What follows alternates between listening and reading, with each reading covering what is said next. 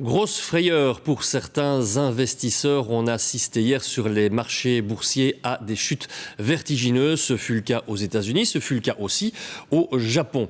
Ça impacte donc celles et ceux qui ont un portefeuille en bourse et qui ont pu voir, selon les cas, la valeur de leur portefeuille d'actions dégringoler purement et simplement pendant quelques instants. C'est peu réjouissant évidemment. Aujourd'hui, ça va mieux, mais on va essayer de comprendre ce qui a pu se passer pendant ces quelques heures et on va essayer de comprendre surtout ce qui va se passer. Thomas Deschamps. Du rouge et encore du rouge, du Japon aux États-Unis en passant par l'Europe, les téléphones des investisseurs ont chauffé tout autour du monde en ce début de semaine, propageant un véritable vent de panique.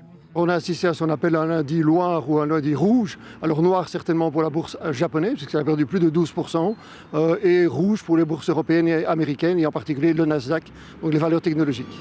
Mais alors, pourquoi ce coup de chaud sur les marchés mondiaux ? Plusieurs inquiétudes liées à la fois à la monnaie japonaise, au marché de l'emploi américain et aux investissements dans l'intelligence artificielle se sont en réalité superposés en une seule journée, auquel il faut encore ajouter un effet bien spécifique, lié tout simplement aux vacances d'été. La période des vacances, on le sait, on a des volumes qui sont nettement inférieurs aux volumes traditionnels, ce qui veut dire qu'on a des amplitudes à la hausse ou à la baisse sur les valeurs boursières beaucoup plus importantes qu'en temps normal. Ce qui veut dire qu'on a aussi un effet d'entraînement et on a parfois aussi des systèmes automatiques qui vont accentuer les corrections à la hausse ou à la baisse. Alors que va-t-il se passer à présent ? Ce matin, les bourses sont repassées au vert après ce qui semble être plus une grosse correction qu'une véritable récession.